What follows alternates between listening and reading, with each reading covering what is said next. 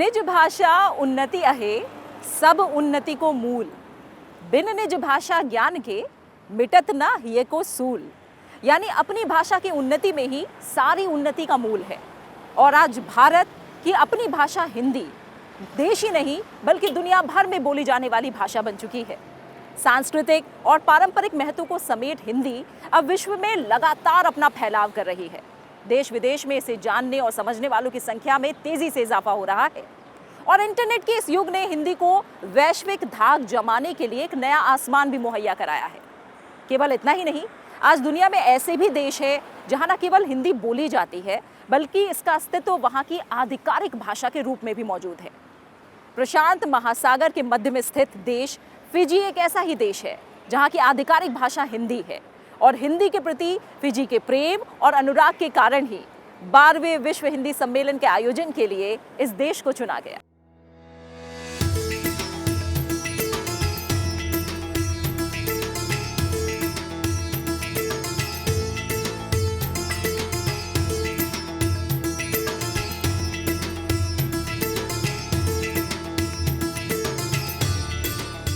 दक्षिण प्रशांत द्वीप समूह राष्ट्र फिजी में चला 12वां विश्व हिंदी सम्मेलन अपने साथ नई राहें, नया विश्लेषण और नई चुनौतियों के लिए तैयार रहने का संदेश लेकर आया। इस बार अपनी पिछली यात्राओं से आगे बढ़ता हुआ हिंदी सम्मेलन भविष्य के साथ तालमेल बैठाने पर ज्यादा फोकस करता दिखाई दिया। इस साल का मुख्य विषय रहा पारंपरिक ज्ञान से कृत्रिम मेधा तक, यानी from traditional knowledge to artificial intelligence. Fiji में दुनिया भर से हिंदी प्रेमी इकट्ठा हुए। 30 से अधिक देशों के 1000 से ज्यादा हिंदी प्रेमी और विद्वानों ने इस सम्मेलन में शिरकत की। हिंदी का महाकुंभ समझे जाने वाले विश्व सम्मेलन में हिंदी और इसके प्रभाव के बारे में चर्चा हुई। वैश्विक नेटवर्क का मंच बन चुके इस सम्मेलन के दौरान भारत और फिजी समेत विश्व के अन्य देशों के प्रतिनिधियों ने एक सुर में ये बात कही कि कृत्रिम मेधा यानी आर्टिफिशियल इंटेलिजेंस जैसी आधुनिक सूचना, ज्ञान और अनुसंधान तकनीक का हिंदी माध्यम में प्रयोग करके भारतीय ज्ञान परंपरा और अन्य पारंपरिक ज्ञान प्रणालियों को विश्व की बहुत बड़ी जनसंख्या तक आसानी से पहुंचाया जा सकता है। सम्मेलन में शिरकत करने वाले विदेश मंत्री एस जयशंकर ने भी कहा कि हमारा लक्ष्य होना चाहिए कि किस तरह से हिंदी वैश्विक भाषा बने। वह युग पीछे छूट गया है जब प्रगति को पश्चिमीकरण के समान माना जाता था। माने the era when we equated progress and modernity with westernization is behind us. ऐसी कई भाषाएं और परंपराएं जो कॉलोनियल युग के दौरान दबा दी गई थी, एक बार फिर वैश्विक मंच पर आवाज उठा रही हैं। ऐसे में यह आवश्यक है कि विश्व को सभी संस्कृतियों और समाजों के बारे में अच्छी जानकारी हो और इसीलिए हिंदी सहित विभिन्न भारतीय भाषाओं के शिक्षण और प्रयोग को व्यापक बनाना बहुत जरूरी है। यह सम्मेलन ऐसे ही विचारों को साझा करने का उपयुक्त मंच है।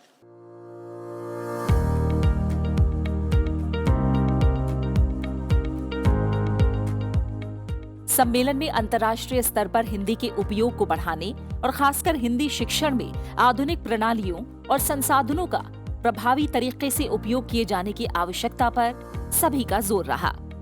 तमाम हिंदी प्रेमी और विद्वान ये मानते हैं कि हिंदी में प्रवासी हिंदी साहित्य को विश्वव्यापी बनाने और दुनिया के अन्य संस्कृतियों के मूल्यों का हिंदी में समावेश करने के लिए आर्टिफिशियल इंटेलिजेंस, मशीनी अनुवाद और अनुवाद की पारंपरिक विधियों का आपसी सामंजस्य और प्रयोग आवश्यक है। 12वें विश्व हिंदी सम्मेलन ने अनुभव किया कि वैश्विक स्तर पर सही भूमिका का निर्वहन केवल सरकारों का ही दायित्व नहीं है, बल्कि इसके लिए विश्व के समस्त हिंदी प्रेमी और समर्थकों को सामूहिक प्रयास करना होगा। Speaks to the importance of preserving culture and language to adapt to the realities of the 21st century.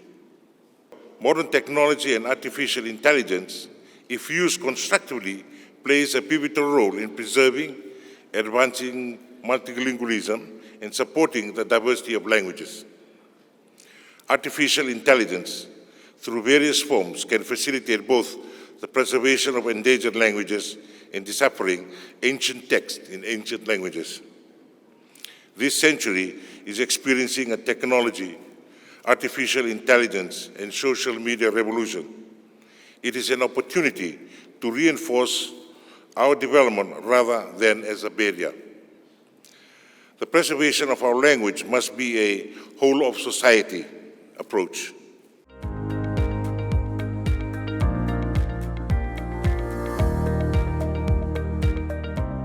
बात सम्मेलन के स्थान यानी फिजी की करें तो फिजी का हिंदी प्रेम काफी पुराना है। भारत के बाद फिजी एकमात्र ऐसा देश है जिसकी राजभाषाओं में हिंदी शामिल है। यहाँ हाल ही में संसद में भी हिंदी में बोलने की अनुमति दी गई है। 14 मई को गिरमिटिया दिवस पर इस साल से राष्ट्रीय अवकाश घोषित किया गया है। इतिहास को पलट कर देखें तो 143 साल पहले अंग्रेज भारतीयों को इस खूबसूरत देश में लेकर गए, लेकिन उसके बाद भारतीय खुद यहाँ रहने लगे। 1920 और 1930 के दशक में बड़ी संख्या में भारत के लोग अपनी मर्जी से फिजी आए और यहीं आकर बस गए। आज के वक्त में फिजी की अर्थव्यवस्था में भारत के लोग रीढ़ की हड्डी की तरह हैं। 1997 में फिजी की राजभाषाओं में शामिल हुई हिंदी आज भी इस देश में शान से बोली जा रही है, जो अवधि के रूप में यहाँ विकसित हुई है। फिजी को छोटे भारत के नाम से भी पुकारा जाता है। यहाँ बड़ी संख्या में मंदिर मौजूद हैं। शिव सुब्रमण्य हिंदू मंदिर यहाँ का सबसे बड़ा मंदिर है, जो नांदी शहर में मौजूद है। यहाँ भारत की तरह ही रामनवमी, दीपावली और होली जैसे त्योहार मनाए जाते हैं। फिजी सरकार ने अपने देश में हिंदी के साथ साथ तमिल और अन्य भाषाओं की शिक्षा भी शुरू करने पर सहमति दे दी है। फिजी की राजधानी सुआ में सरदार पटेल की मूर्ति का अनावरण भी किया गया। Fiji is keen to host such high-level conferences and events like the 12th World Hindi Conference, which promotes and celebrates the celebration of the Hindi language in the world and its culture, Hindi culture, in the world and in the future. And I was proud to have my minister on the floor of Parliament today speaking in Hindi for the first time in our recent history. I'm pleased to say India will always be a special friend and trusted partner to Fiji. Together, we have built a robust, multifaceted partnership which covers cooperation in all major areas of nation building, including agriculture, education, health, climate change, and development of micro, small, and medium-sized enterprises, with a special focus on training, capacity building, and capability development. Fiji में हिंदी भाषा की प्रचार और प्रसार पिछले 140 वर्षों से यहाँ पर हो रहा है। और आज मैं अपने पूर्वजों को याद करता हूँ, क्योंकि जब वो भारत से फिजी गिरमिट प्रथा के नीचे आए थे तो अपने हाथ में रामायण, गीता, छोटे छोटे पुस्तकें और कुछ भी लेकर नहीं आए थे, लेकिन अपनी जो संस्कृति है, सभ्यता है, संस्कार है, अपनी जो भाषा है, उसको उन्होंने छोड़ा नहीं।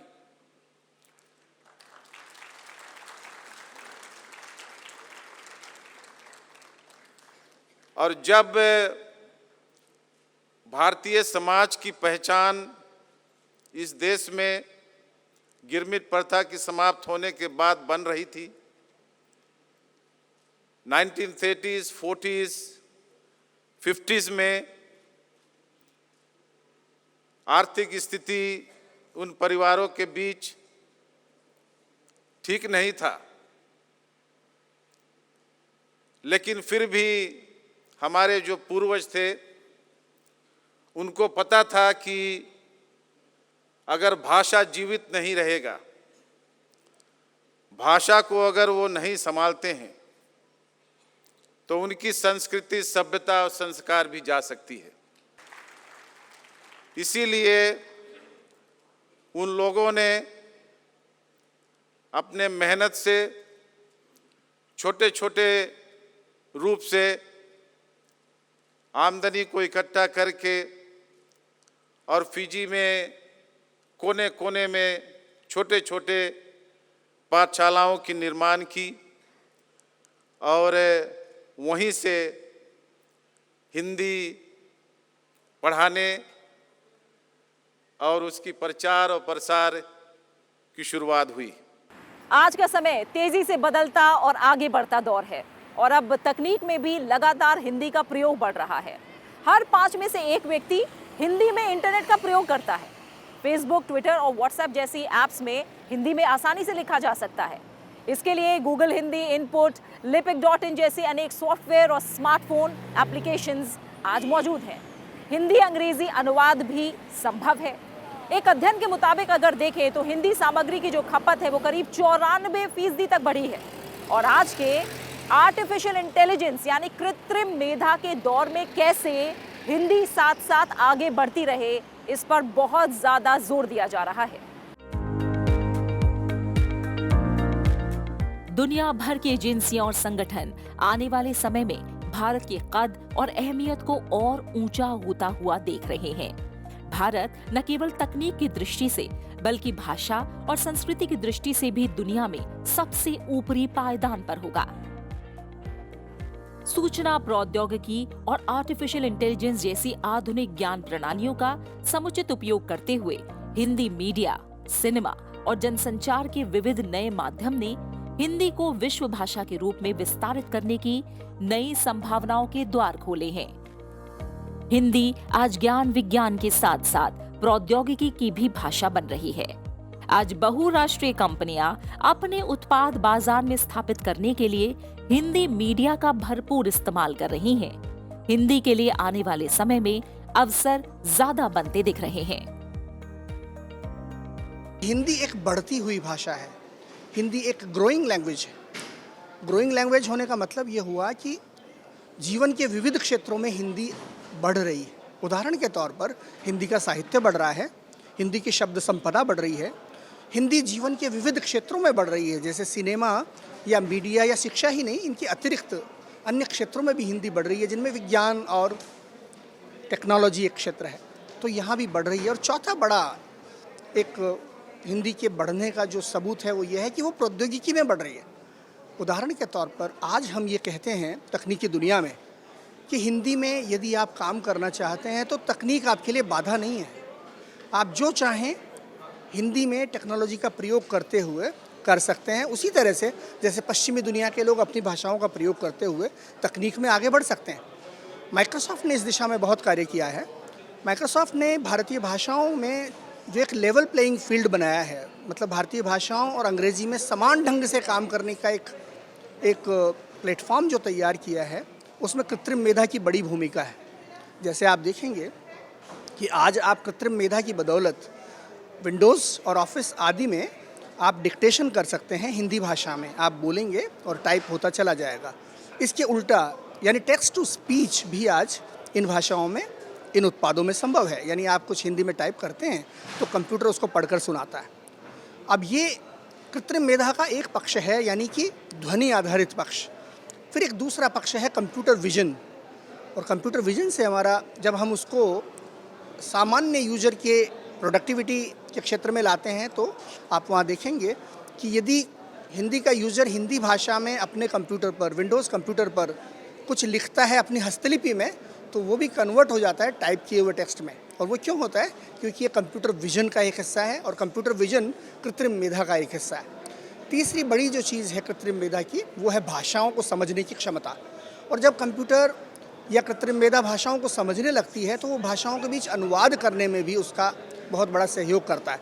तो भाषाई समझ और अनुवाद, मशीन अनुवाद, ये एक और महत्वपूर्ण बिंदु है कृत्रिम मेधा के संदर्भ में।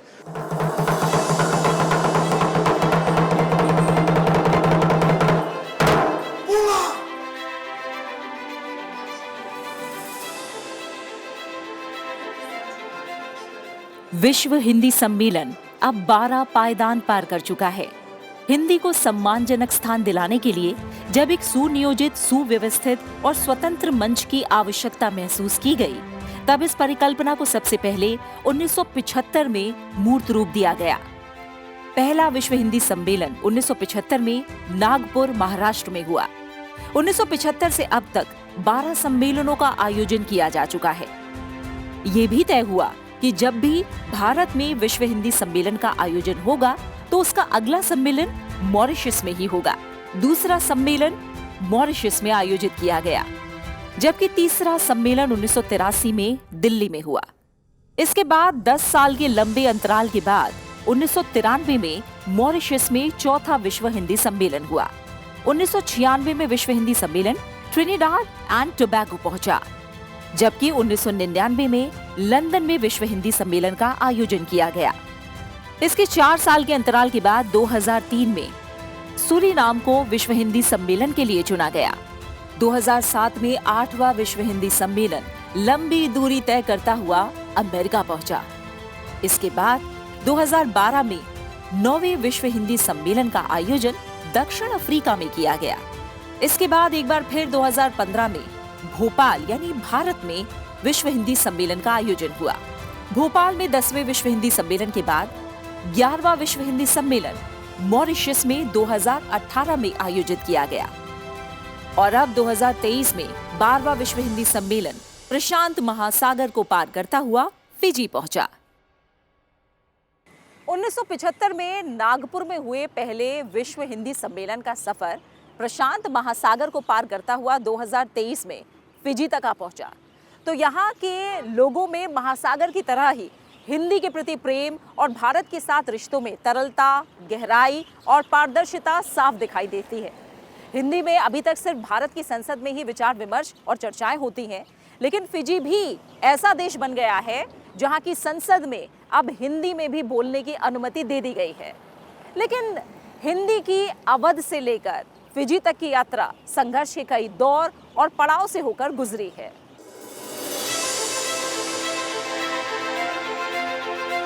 2018 में मॉरिशस में हुए पिछले विश्व हिंदी सम्मेलन में हमने वर्षों पुरानी विश्व हिंदी सचिवालय की मांग पूरी होते देखी। विश्व हिंदी सचिवालय का मकसद हिंदी को अंतर्राष्ट्रीय भाषा के रूप में प्रोन्नत करना और संयुक्त राष्ट्र की आधिकारिक भाषा के रूप में मान्यता दिलाने के लिए एक सशक्त मंच देना है। सचिवालय दुनिया के तमाम देशों के हिंदी शिक्षण संस्थाओं और विश्वविद्यालय का डेटाबेस तैयार कर रहा है। दुनिया के हिंदी विद्वानों, लेखकों और हिंदी के प्रचार प्रसार से जुड़ी संस्थाओं का विवरण भी ये तैयार करता है। इस बार विश्व हिंदी सचिवालय को बहुराष्ट्रीय संस्था के रूप में विकसित करने और प्रशांत क्षेत्र सहित विश्व के अन्य भागों में इसके क्षेत्रीय केंद्र स्थापित करने की आवश्यकता पर जोर दिया गया। जो बहुत सुंदर बात है कि सचिवालय अकेले ही कार्य नहीं कर रहा है, अनेक देशों की संस्थाएं अपना सहयोग प्रदान करने के लिए आगे बढ़ रही हैं और अभी के सम्मेलन में हम यह भी प्रस्ताव रखने जा रहे हैं कि सचिवालय द्विपक्षीय संस्था से बहुपक्षीय संस्था बनने की ओर अग्रसित हो, क्योंकि अगर अलग अलग देशों में सचिवालय की एक शाखा की स्थापना की जाए तो अलग अलग देशों का दायित्व बढ़ जाएगा, सरकारों का भी दायित्व बढ़ेगा और सभी लोग मिलकर हिंदी के प्रचार में अधिक कटिबद्धता के साथ कार्य करेंगे। 12वें सम्मेलन में हिंदी, पारंपरिक ज्ञान से कृत्रिम मेधा तक के मुख्य विषय के अलावा करीब 10 सत्रों में विभिन्न मुद्दों पर गंभीर चर्चा हुई और ये निष्कर्ष निकल कर आया कि हिंदी काफी सशक्त भाषा है और तकनीक के साथ सामंजस्य बैठाने में पूरी तरह से सक्षम है। समापन समारोह में हिंदी के क्षेत्र में विशिष्ट योगदान के लिए कई भारतीय, विदेशी हिंदी विद्वानों, भारतीय और विदेशी संस्थाओं को विश्व हिंदी सम्मान से सम्मानित किया गया।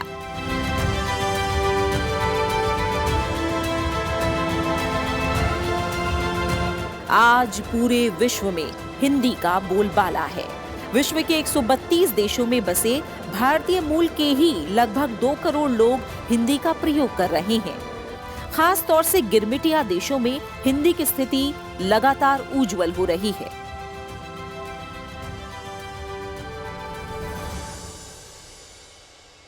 न सिर्फ फिजी बल्कि और भी गिरमिटिया वाले देश हैं, क्रियोल देश हैं, मालदीव हैं, मॉरिशस है, फ्रेंच गिनी आइलैंड्स हैं, सब जगह हिंदी इतनी प्रचुरता से बोली गई, उसको संवरित किया गया, संरक्षित किया गया। बोलने में, साहित्य में, लोकगीतों में, तीज त्योहारों में कि हिंदी का जो प्रसार हुआ है, हम कई बार ऐसा सोचते हैं कि शायद जैसे पश्चिम में बॉलीवुड ने हिंदी को बढ़ाया, ऐसा नहीं है। इन गिरमिटिया देशों में इसमें तो संस्कृति ने ही हिंदी को पोषित किया हुआ है। आप इसको रामचरितमानस की दृष्टि से भी जरूर देखिए, जो आगे यहाँ पर लगभग 2000 रामायण मंडलियाँ हैं। और एक प्रसंग जो है वह शायद बहुत लोग जानते हों, बहुत लोग नहीं जानते हों। जब यहाँ ब्रिटेन की महारानी का आने का हुआ तो यहाँ के स्थानीय लोगों ने उनको कहा कि जो है ये हमारी महारानी है। उस समय विरोध करते हुए भारतीय समुदाय ने कहा कि नहीं, हमारी जो महारानी है वह तो रामायण महारानी है। जब उन्होंने कहा कि वो अंग्रेज़ की महारानी विक्टोरिया का जय, तो उन्होंने कहा नहीं, हमारी रामायण महारानी की जय। इस प्रकार ये इतने अधिक जुड़े हैं, तो उसका मूल कारण है कि ये अवध के इलाके से, अयोध्या से आने के बाद ये जितना भी आपको घर घर में यहाँ पे रामायण और रामचरितमानस में केवल तुलसीदास की नहीं, जो लोग नहीं पढ़ पाते हैं, आपको घरों में यहाँ पर राधे श्याम रामायण मिलेगी आपको।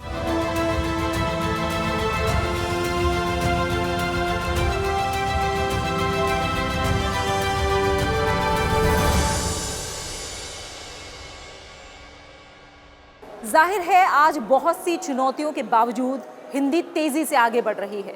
विश्व हिंदी सम्मेलनों में जो विदेशी विद्वान हैं, उनकी शिरकत भी लगातार बढ़ रही है। विश्व हिंदी सम्मेलन में हिंदी की विकास यात्रा को आगे बढ़ाने को लेकर तमाम सवाल भी उठे, तमाम तरह की रणनीतियां भी बनी। आज हिंदी तेजी से विश्व के तमाम हिस्सों में छाती जा रही है, लेकिन हिंदी जगत की तमाम जिम्मेदारियां भी हैं। भारतीय भाषाओं और हिंदी में आपसी तालमेल और सामंजस्य किस तरह और गहरा हो और किस तरह से इनके बीच बेहतर तालमेल बने, आज ये एक जरूरी सवाल भी हमारे सामने खड़ा है। भारत के साथ साथ विश्व भर के हिंदी प्रेमी संयुक्त राष्ट्र संघ में हिंदी को आधिकारिक भाषा बनाने के प्रयासों में जुटे हैं। इसके लिए 2/3 देशों का समर्थन चाहिए और इसे जुटाना हमारे लिए मुश्किल नहीं है। प्रस्ताव के लिए 129 देशों का समर्थन चाहिए। अंतर्राष्ट्रीय योग दिवस के लिए 177 देशों का समर्थन हमें मिल चुका है और इससे कहीं ज्यादा हिंदी के लिए समर्थन जुटाया जा सकता है। लेकिन कठिनाई ये है कि प्रस्ताव के समर्थक देशों को संबंधित व्यय का भार वहन करना होगा। अगर संयुक्त राष्ट्र ये नियम बना ले कि जो देश अपनी भाषा को अधिकृत करवाना चाहता है वो पूरा व्यय वहन करेगा, तो भारत उसे हासिल कर लेगा। इस संबंध में एक रास्ता निकाला गया है और अब संयुक्त राष्ट्र में हर सप्ताह हिंदी में समाचार प्रसारित हो रहे हैं। अभी ये हर शुक्रवार को प्रसारित होते हैं। संयुक्त राष्ट्र इसे 2 वर्ष तक देखेगा। संयुक्त राष्ट्र ने ट्विटर अकाउंट भी हिंदी में खोला है। लोग हिंदी सीखना चाहते हैं इसलिए कि लोग भारतीय संस्कृति में इंटरेस्टेड हैं, पर मुझे लगता है कि अगर हमें भारत की सरकार की तरफ से थोड़ा ज़्यादा सपोर्ट मिले तो और कुछ अच्छी योजनाएं बन जाएं, जैसे अनुवाद की कुछ योजनाएं, तो इससे हमें बहुत लाभ होगा। यूएस में विद्यार्थी हिंदी में रुचि लेते हैं। बड़े नगरों और विश्वविद्यालयों में हिंदी शिक्षण बढ़ रहा है। पहले हिंदी सीखने के लिए रिसोर्सेज कम थे, लेकिन आजकल अमेरिका की हिंदी कम्युनिटी और दे रही है, तो स्थिति बेहतर हो रही है। आज पूरे विश्व में हिंदी का बोलबाला है। विश्व के 132 देशों में बसे भारतीय मूल के ही लगभग 2 करोड़ लोग हिंदी का प्रयोग कर रहे हैं। हिंदी का शिक्षण प्रशिक्षण अभी विश्व के लगभग 180 विश्वविद्यालयों और शिक्षण संस्थानों में चल रहा है। सिर्फ अमेरिका में 100 से अधिक संस्थानों में हिंदी पढ़ाई जा रही है। माना जा रहा है कि वैश्वीकरण के दौर में विश्व की कुल 10 भाषाएं ही जीवित रहेंगी और इनमें एक नाम हिंदी का है। हिंदी को विश्व भाषा बनाने का लक्ष्य प्राप्त करने के लिए ये जरूरी है कि सभी हिंदी प्रेमी मिलजुल कर काम करें। तमाम देशों में अब बड़ी संख्या में युवा भी हिंदी सीखने के लिए आगे आ रहे हैं। भारत के बाहर भी हिंदी अपनी महक से लगातार सौंधापन बढ़ा रही है। हमारी यूनिवर्सिटी में भारत से संबंधित अध्ययन बहुत पहले से शुरू हुआ था। 1873 से लेकर इसी साल हम 150 साल मना रहे हैं। हम ये कॉन्फ्रेंस बनाना चाहते हैं। और पहले तो सिर्फ संस्कृत पढ़ाई जाती थी और उस पर ध्यान था, लेकिन दूसरे विश्व युद्ध के बाद हमारा जो विभाग था उसको थोड़ा दोबारा काम दोबारा शुरू हुआ था। और उसी समय तकरीबन 5वें दशक से लेकर हिंदी भाषा भी पहुंच आई थी। और मैं तकरीबन 80 से हिंदी पढ़ाती हूँ। हमारे यहाँ काफ़ी स्टूडेंटों को रुचि है भारतीय संस्कृति के बारे में, और इसीलिए वे हिंदी सीखना चाहते हैं, क्योंकि वे जैसे कि दर्शन, इतिहास और धर्म जो मतलब यहाँ वहाँ भारत में होते हैं उस पर बहुत उत्सुक है। उज़्बेकिस्तान में पाठशाला में भी हिंदी पढ़ाए जाते हैं। लाल बहादुर शास्त्री नामक हिंदी का विशेष पाठशाला है जहाँ से मैं निकली हूँ। फिर विश्वविद्यालय में आगे बढ़ाया तो हमारी यूनिवर्सिटी में BA, MA, PhD डिग्री तक, इससे ऊपर प्रोफेसर की डिग्री तक हिंदी पर आप अपनी कामयाबियाँ हासिल कर सकते हैं। और हमारे उज़्बेकिस्तान में हिंदी भाषा लाइसेंस में भी पढ़ाई जाती है। और लाल बहादुर शास्त्री भारतीय सांस्कृतिक केंद्र है, उसमें आम लोग अपने लिए हिंदी सीखना चाहते हैं। हिंदी हम सबकी भाषा है, एक ऐसी भाषा जो अपने वर्चस्व को लेकर जितनी निश्चिंत है उतनी ही अस्तित्व के सवाल पर असमंजस में। ये विरोधाभास ही है कि भारत में कोने कोने में व्याप्त होने के बावजूद भारत में ही कई लोगों के मन में इसे लेकर मानसिकता में बदलाव जरूरी है। किसी भी भाषा को प्रभावी बनाए रखने के लिए उसे भावी पीढ़ी को सौंपना बहुत जरूरी है। लोगों के ऊपर निर्भर रहता है। जो भारत के लोग खुद अंग्रेजियत के गुलाम से छुटकारा नहीं पाएंगे तो हिंदी का प्रचार नहीं होगा। लेकिन काफ़ी हो रहा है। मेरे 50 साल की तुलना में बहुत हिंदी का प्रचार हो रहा है, लेकिन बस अभी उनकी मनोवृत्ति में अंग्रेजियत है। उसको अंग्रेजियत हिंदी के लिए चुनौती है, उससे बचना चाहिए। अब अगले हिंदी सम्मेलन से पहले कैसे हिंदी अगला पड़ाव तय करेगी, ये देखना होगा। जिस तरह से तकनीक ने बहुत से काम आसान किए हैं, उसी तरह विश्व हिंदी सम्मेलन के आयोजन और गतिविधियां भी तकनीक से सीधा कितना जुड़ी होंगी, इस पर सबकी नजरें होंगी। हिंदी को ज्यादा से ज्यादा युवाओं को जोड़ने और आज की तकनीक से तालमेल बनाने की दिशा में हम कितना आगे बढ़ पाए हैं, इसका भी अगले विश्व हिंदी सम्मेलन में मूल्यांकन जरूर होगा।